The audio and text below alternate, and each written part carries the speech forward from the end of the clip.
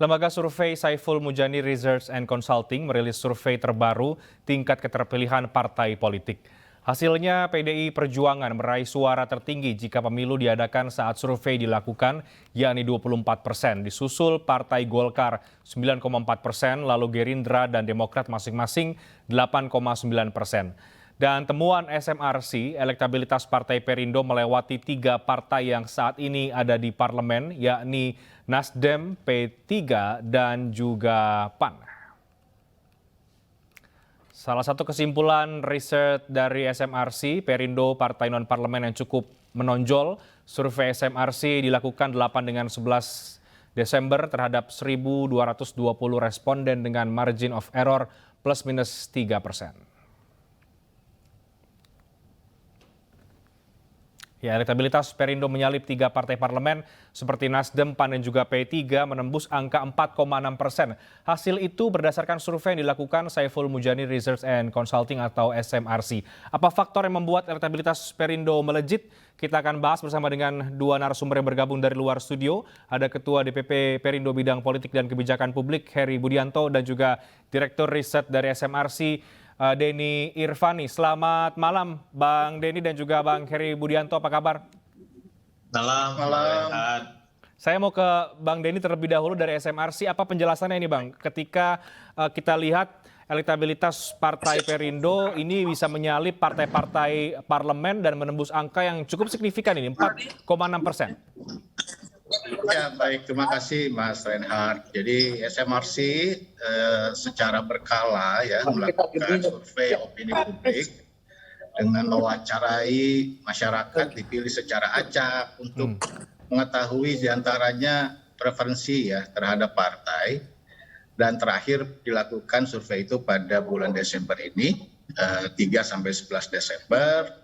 Hasilnya kalau dari partai yang paling unggul tadi sudah disajikan ya, masih ya, PDI Perjuangan. PDI Perjuangan, kemudian masih ada Golkar di posisi kedua, Gerindra dan Demokrat bersaing ketat, di papan berikutnya ada PKS, PKB, lalu juga ada Perindo di posisi nomor 7 begitu ya, lalu ada Nasdem, P3 dan PAN.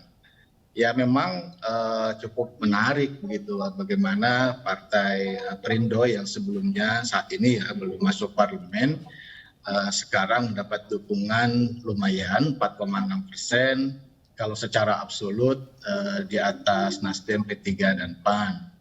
Namun saya perlu menjelaskan bahwa dalam survei itu ada yang namanya margin of error. Ya. Jadi margin of error survei ini plus minus 3,1%. Itu artinya sebetulnya Nasdem, P3 dan Perindo itu statistically ya, kalau bicara ilmiah statistically memang belum bisa dipastikan mana yang unggul gitu ya.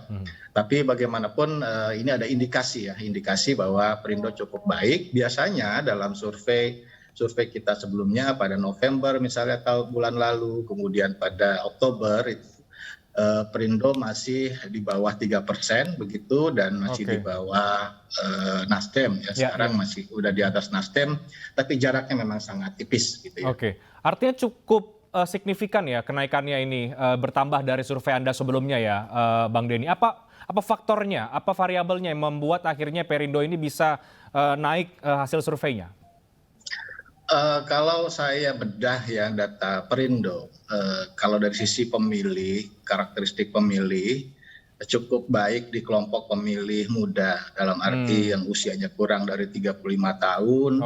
Itu cukup banyak ditarik oleh Perindo dalam survei Desember ini. Itu satu. Pemilih pemuda itu kan pemilih yang lebih aktif dalam berpolitik ya dibanding pemilih yang lebih tua, karena itu dampaknya lumayan gitu terhadap Perindo. Kemudian juga tentu tidak lepas dari sosialisasi yang dilakukan oleh partai, dalam hal ini Perindo. Tidak ada data yang sangat bisa menjelaskan tentang sosialisasi karena kita tidak menjauh sampai ke sana. Tapi kalau kita lihat misalnya data sekunder gitu ya dari Nielsen, Perindo terlihat memang sebagai partai yang paling gencar gitu ya, kira-kira bersosialisasi, beriklan begitu. Itu saya kira punya dampak yang berarti terhadap Perindo. Baik. Saya ke Bang Heri Budianto, bagaimana melihatnya? Ada kalau dibedah ada dua faktor tadi, soal pemilih perindo dipilih, dilirik oleh pemilih muda, dan juga soal sosialisasi. Ini sejalan dengan apa yang dijalankan memang oleh Partai Perindo atau memang menurut Anda ada tambahan yang lain, Bang Heri Budianto?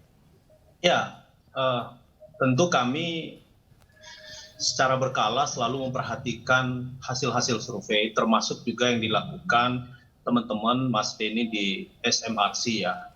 Jadi beberapa kali SMRC melakukan rilis survei, itu juga menjadi satu acuan kami untuk membuat langkah-langkah nyata gitu ya. Sehingga apa yang dihasilkan dari survei bulan Desember, tadi disampaikan bahwa Perindo itu digandrungi oleh pemilih-pemilih muda, itu juga yang ditemukan oleh lembaga-lembaga survei lain, misalnya oleh Litbang Kompas, oleh CSIS, misalnya beberapa lembaga survei yang lain. Nah tentu ya fokus kami kepada pemilih muda ini juga bukan tidak didukung oleh teman-teman lembaga survei. Tentu kami sangat fokus gitu ya kepada pemilih muda dengan berbagai macam program. Nah kalau dikatakan tadi Mas Denny misalnya kita termasuk partai atau Partai Perindo termasuk yang paling aktif beriklan menggunakan media, ya tentu kami menjadikan Partai Perindo ini satu konsep yang terstruktur dan masif gitu ya untuk membuat program-program yang untuk anak muda. Misal saya sampaikan ya, kami menggunakan semua kanal media termasuk media mainstream dan media sosial untuk melakukan komunikasi langsung dengan pemilih-pemilih muda. Nah misal ya setiap hari itu kami selalu mengundang tokoh-tokoh muda, anak-anak muda ya, bukan tokoh-tokoh muda dari Partai Perindo, tapi lintas ya, ada yang profesional gitu ya, lalu kemudian ada para entrepreneurs dan sebagainya, mereka kami undang untuk bicara tentang berbagai macam persoalan yang ada di masyarakat melalui podcast Partai Perindo. Itu salah satu yang kami lakukan secara masif terus-menerus sampai hari ini.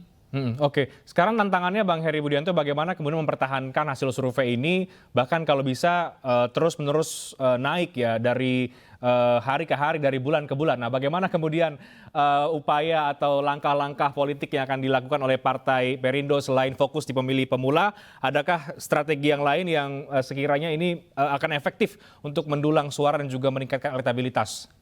Ya, kita tahu bahwa tiap hari juga ya tokoh-tokoh bergabung dengan Partai Perindo. Baik itu tokoh-tokoh yang memang sudah malang melintang di perpolitikan maupun tokoh-tokoh muda. Beberapa waktu yang akan datang kita akan memberikan kejutan-kejutan lah kepada publik, ada tokoh-tokoh muda yang memang akan bergabung lagi kepada Partai Perindo gitu ya. Belum bisa dibocorkan tapi ya Bang ya? Gimana? Belum bisa dibocorkan siapa tokoh-tokoh muda yang baru ini akan gabung? Tunggu waktunya, nanti akan ada waktunya ya. Tapi di beberapa media sosial juga sebenarnya sudah menjadi perbincangan publik. Ya, dan yang perlu juga kami sampaikan, Bang Reinhardt dan seluruh pemirsa iNews TV, bahwa setelah kami dinyatakan lolos verifikasi faktual dan kemarin secara resmi sudah mendapatkan nomor urut 16, maka kami sudah mulai untuk turun ke lapangan ya secara nyata. Lalu beberapa program sudah kami siapkan. Misal saya itu sangat gencar ya turun ke lapangan untuk menyapa beberapa anak muda melalui program perpustakaan keliling gitu ya. Jadi kita punya beberapa armada yang bergerak ya di beberapa daerah untuk para pelajar dan mahasiswa, di mana program-program ini kan program nyata. Dan ini juga mungkin nanti teman-teman di SMRC bisa dilihat bagaimana beberapa program-program yang menyentuh langsung pada kalangan pelajar dan mahasiswa ini, apakah mampu mendongkrak perolehan suara Partai Perindo. Oke, kita akan lihat nanti seperti apa langkah-langkah berikutnya, tapi kita juga akan tunggu siapa tokoh-tokoh berikutnya yang akan bergabung ke Perindo, meskipun nama-namanya sudah mulai agak-agak bocor di ruang media sosial ya, Bang Heri Budianto dan juga Bang Denny Irvani. Tapi terima kasih banyak untuk diskusi yang sangat menarik pada malam hari ini. Terima kasih sekali lagi Bang Heri Budianto dan terima kasih Bang Denny Irvani sudah bergabung. Kami akan segera kembali usai jeda berikut dengan informasi terkait dengan suasana final Piala Dunia 2022 yang tinggal beberapa jam lagi.